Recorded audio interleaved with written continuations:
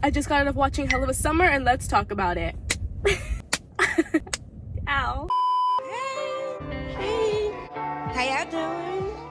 Okay, so Hell of a Summer follows a group of camp counselors on the first night of camp where a mysterious mass killer is lurking on the campgrounds and brutally picking up victims one by one. That's all I'm gonna say about it because I'm terrible at summaries and I really don't want to give anything away, so bye. Sorry, we need to adjust. It's like really hot. I need to adjust here. Okay, so Girl Who's Scared of Horror Movies has kind of actually been seeing a lot of horror movies accidentally lately. And not necessarily like accidentally, but like, I don't know, I've just been like seeing a lot lately. One thing about me is like when I scroll on my Regal app and if I see something that looks kind of interesting, I will go see that movie, and that's what happened with this one. I knew very little. Like I just knew the name of it and I knew Finn Wolfhard was in it and I knew Fred Hechinger.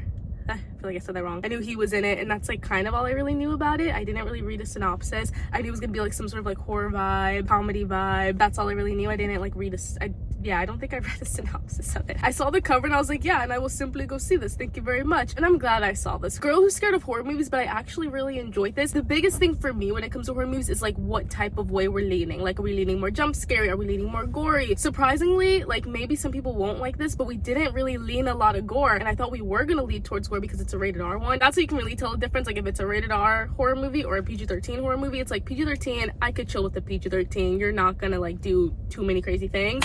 Rated R, the possibilities are endless. Like you could go as crazy as you want when you're rated R, and I expected that with this one because it's rated R, but there was like no gore. Like there were kills that happened, obviously slasher movie, serial killer vibes. Like there were killings, there were killers, there were killings happening, but there was like no gore. Like we knew that the killing occurred, but we didn't see, like for the most part, most of them we didn't see them happen, which for Girl Who's Scared of Gore, I very much enjoyed that. That was like really good to me. And also I just really liked this movie. It was very much like a mix of bodies with a little bit of like theater camp. When it came to like the humor, very theater camp, and then when it came to like the humor, and then like just like the murder horror mystery type aspect, that was very bodies, and then also like the bodies type of humor. Yeah, I really liked this movie. I had such a good time. It was really funny. It actually wasn't so predictable. Like I didn't see what was coming, but then at the same time, like I didn't watch a trailer or anything, so I feel like with trailers that can really like make you think a certain way about a movie, but I saw nothing for this. But even like, you know, sometimes when you're watching a movie, especially like a horror movie, you can still like see like where the dots are connecting, like where things are going. Like it can be very predictable. There was something about this that didn't feel that predictable. And also I do kind of hate like thinking too much. Like I don't want to like think about how a movie is gonna end while I'm in the middle of experiencing a movie. Like, I know some people do like that, but I just like experiencing and like being along for the ride, and then like whatever happens is what happens.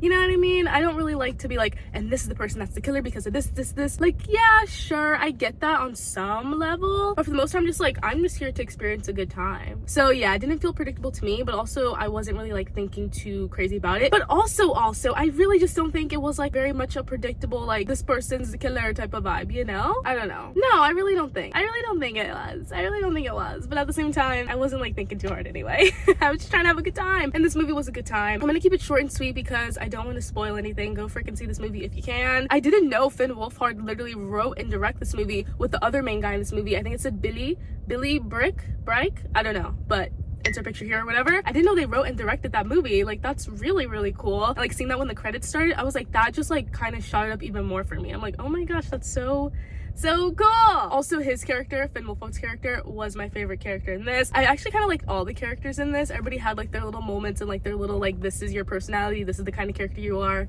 got it, like the tropes in a way. But at the same time, they did feel still kind of like, I want to say like three-dimensional, but I feel like that might be pushing it like too far. You know, I just watched this movie, maybe I'm thinking about it too highly, didn't really let a lot of things process, but I do like coming out of a movie and just like immediately talking about it. So I think I kind of want to make this a sort of like series-esque vibe, like me immediately coming out of a movie and just rambling and talking about it. But like I was saying, Finn Wolfhard's character was my favorite character in this. Loved him. Chris?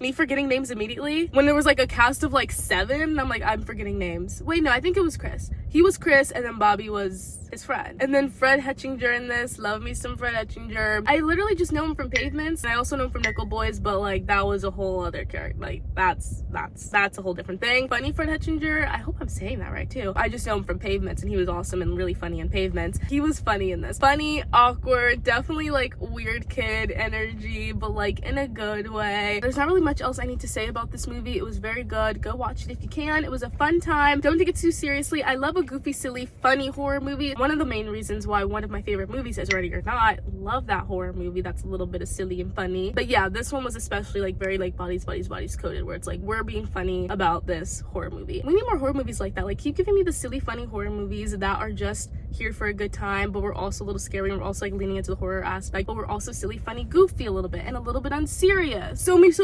I kind of like that. Go watch this movie, have a good time doing it, and have a bit of fun. Thank you. Review ramble over. Cool.